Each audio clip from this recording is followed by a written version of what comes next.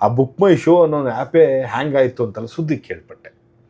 ಈಗ ಈ ನಿಮ್ಮ ಥಿಯೇಟ್ರಿಗಾಗಲಿ ಅಥವಾ ಓವರ್ ಆಲ್ ಸಿಂಗಲ್ ಸ್ಕ್ರೀನ್ ಆಗಿರ್ಬೋದು ಅಥವಾ ಕಾಂತಾರದ ಕಲೆಕ್ಷನ್ನು ಹೆಚ್ಚಾಗೋದಕ್ಕೆ ಅಥವಾ ಏನಾದ್ರು ಚೆನ್ನಾಗಿ ಆಗ್ತಿರೋದಕ್ಕೆ ಆನ್ಲೈನ್ ಏನಾದರೂ ಆನ್ಲೈನ್ ಪ್ಲಾಟ್ಫಾರಮ್ ಕಾಂತಾರ ಪಿಕ್ಚರಿಂದ ಅಂತಲ್ಲ, ಆನ್ಲೈನನ್ನು ಜನ ಅದನ್ನು ಅಪೇಕ್ಷೆ ಮಾಡೋಕ್ಕೆ ಶುರು ಮಾಡಿದ್ದು 2 ಕಾರಣದಿಂದ.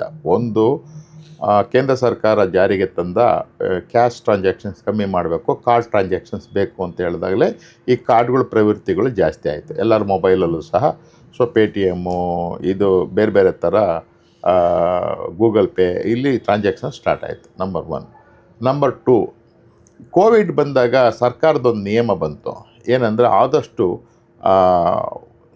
ಸಂಪರ್ಕವನ್ನು ಹತ್ತತ್ರ ಸಂಪರ್ಕ ಇರೋದು ಬೇಡ ಪ್ರೇಕ್ಷಕರು, ಸೊ ದೂರದಿಂದ ಇರಬೇಕು. ಅವಾಗೆಲ್ಲ ನೀವು ಕೋವಿಡ್ ಬಂದಾಗ ಮಿನಿಮಮ್ 2 ಫೀಟ್ ದೂರ ಇರಬೇಕು, ಒಬ್ಬರಿಗೆ ಎಂಟ್ರಿ ಕೊಡಬೇಕು ಅನ್ನೋ ಟೈಮಲ್ಲಿ ಗೌರ್ಮೆಂಟ್ ಏನು ಹೇಳುತ್ತೋ ಆನ್ಲೈನ್ ನೀವು ಸಿಸ್ಟಮ್ಗೆ ಹೋಗಿ, ಅವ್ರು ಇದೇ ಬುಕ್ ಮೈ ಶೋ ಅಂತಲ್ಲ, ಆನ್ಲೈನ್ ಸಿಸ್ಟಮ್ ನೀವು ಹೋಗಿ. ಯಾಕೆಂದರೆ ಆನ್ಲೈನ್ ಸಿಸ್ಟಮ್ ಮಾಡಿದ್ರೆ ನಿಮ್ಮ ಥಿಯೇಟ್ರ್ ಬರೋದು, ತೊಗೊಳ್ಳೋದು, ತಿರ್ಗಾ ವಾಪಸ್ ಬರೋದು, ಈ ಸಂಪರ್ಕ ಕಮ್ಮಿ ಆಗುತ್ತೆ. ಬಂದ ತಕ್ಷಣ ಪಿಕ್ಚರ್ ನೋಡ್ತಾರೆ.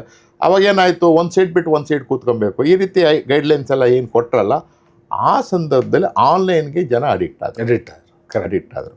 ಅಡಿಕ್ಟ್ ಆದಾಗ ಏನಾಯಿತು ಅಂದರೆ ಅಲ್ಲಿ ನಿಮಗೆ ಬೇಕಾದ ಇನ್ಫಾರ್ಮೇಷನ್ ಸಿಗ್ತಾಯಿತ್ತು. ಈಗ ಉದಾಹರಣೆಗೆ ನನ್ನ ಥಿಯೇಟ್ರ್ನಲ್ಲಿ ಯಾವ ಶೋ, ಎಷ್ಟು ಗಂಟೆಗೆ ಶೋ ಅನ್ನೋದೇನಾದ್ರು ನೋಡಬೇಕು ಅಂದರೆ ಈಗಿರೋ 3-4 ಪ್ಲಾಟ್ಫಾರಮ್ ಇದೆ. ಪೇಟಿಎಮ್ ಇದೆ, ಬುಕ್ ಮೈ ಶೋ ಇದೆ.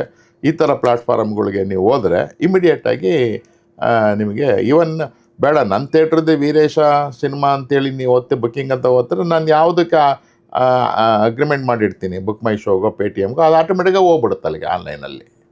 ಸೊ ನನಗೆ ಎಷ್ಟು ಗಂಟೆಗೆ ಶೋ ಆಗುತ್ತೆ, ಎಷ್ಟು ಗಂಟೆಗೆ ಸ್ಟಾರ್ಟ್ ಆಗುತ್ತೆ ಫಿಲಮು, ಯಾವ ಪಿಕ್ಚರ್ ಇದೆ, ನೆಕ್ಸ್ಟ್ ಶೋ ಯಾವ ಇದೆ, ಇವೆಲ್ಲವೂ ಮಾಹಿತಿ ಲಭ್ಯ ಆಗೋದ್ರಿಂದ ಇದು ಭಾಳ ಸುಲಭವಾಗಿ ಸಿಗುತ್ತೆ ಪ್ರೇಕ್ಷಕನಿಗೆ. ಇದೇನಾಗುತ್ತೆ, ಮೊಬೈಲಲ್ಲಿ ಭಾಳ ಸುಲಭವಾಗಿ ಸಿಗುತ್ತೆ. ಅದರಿಂದ ಅಲ್ಲೇ ಅಡಾಕ್ಟ್ ಆಗಿದ್ದಾರೆ, ಅಲ್ಲಿಂದ ಆನ್ಲೈನ್ ಸ್ಟಾರ್ಟ್ ಆಗಿದೆ.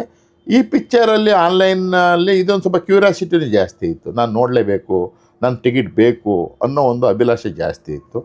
ಸೊ ಈಗ 5, 10, 15 ಈ ಥರನೂ ಬಂದಿದ್ದಾರೆ ಜನ. ಇಲ್ಲಿ ಒಂದೊಂದು ಸಾರಿ 40 ಜನನೂ ಒಟ್ಟಿಗೆ ಬಂದಿದ್ದಾರೆ. ಆಮೇಲೆ 40 ಜನ ಅಂತಲ್ಲ, 120 ಜನ ಒಟ್ಟಿಗೆ ಬಂದಿದ್ದಾರೆ. ಆ 120 ಟಿಕೆಟ್ ಬುಕ್ ಆಗಿದೆ ಅಂತ ತಿಳ್ಕೊಂಡು ಹೇಳ್ಬಿಟ್ಟು 120 ಜನ ಬಂದಿದ್ದಾರೆ. ಆ ಬುಕ್ ಮಾಡಿದ್ದು ನೆಕ್ಸ್ಟ್ ಡೇ ಮಾಡಿಬಿಟ್ಟಿದ್ದಾನೆ ಅವನು.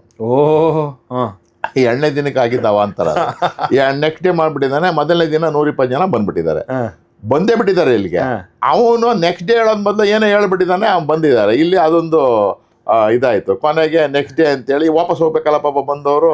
ಈಗ ನಾವೇನು ಜಾಸ್ತಿ ಮಾಡೋಕ್ಕಾಗಲ್ಲ. ಏನೋ ಒಬ್ಬರಿಬ್ಬರಾದ್ರೆ ಟಿಕೆಟ್ಗಳು ಹೆಂಗೋ ಅಡ್ಜಸ್ಟ್ ಮಾಡಿಕೊಡ್ಬೋದಾಗಿತ್ತು, 120 ಜನಕ್ಕೆ ಎಲ್ಲಿ ಕೊಡೋದು? ಸೊ ಹಂಗೆ ಲೆಕ್ಕ ಹಾಕ್ಕೊಳ್ಳಿ. ಅದು ಆನ್ಲೈನಿಂದ ಬೆನಿಫಿಟ್ಟು ಭಾಳ ಇದೆ.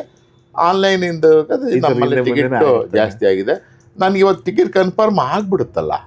ಈಗ ಉದಾಹರಣೆಗೆ ನೀವು ನನಗೆ ಭಾಳ ವಿಶ್ವಾಸ ಇದ್ದು ನಾನು ಫೋನ್ ಮಾಡಿದ್ರೆ ನಾನು ಕನ್ಫರ್ಮ್ ಮಾಡಿದ್ದೀನಿ ಅಂತಂದ್ರೆ ನಿಮ್ಗೆ ಸ್ವಲ್ಪ ಟಿಕೆಟ್ ಕೈ ಬರೋವರೆಗೂ ಡೌಟ್ ಇದ್ದೇ ಇರುತ್ತೆ ಅಲ್ವೇ. ಈಗ ಆನ್ಲೈನಲ್ಲಿ ಹಂಗಲ್ಲ, ನೀವು ಕನ್ಫರ್ಮ್ ಮಾಡಿದ್ರೆ ನಿಮ್ಗೊಂದು ಮೆಸೇಜ್ ಬಂದುಬಿಡುತ್ತೆ. ಸೊ ಯಾರು ಏನು ಮಾಡೋಕ್ಕೂ ಆಗಲ್ಲ. ಈ ಬುಕ್ ಮೈ ಶೋ ಎಲ್ಲ ಆಗಲಿ ಪೇಟಿಎಮ್ಮಲ್ಲಿ ಮಾಡಿದ್ರು ಥಿಯೇಟ್ರ್ ಓನರ್ ಬಂದು ನನಗೆ ಗೊತ್ತಿಲ್ಲ ಅಂತ ಹೇಳೋಕ್ಕಾಗೋದಿಲ್ಲ, ಅಲ್ಲಿ ರೆಕಾರ್ಡ್ಸ್ ಇರುತ್ತೆ, ಅವನು ಎಕ್ಸಿಬಿಟ್ ಮಾಡಲೇಬೇಕು ನಾವು.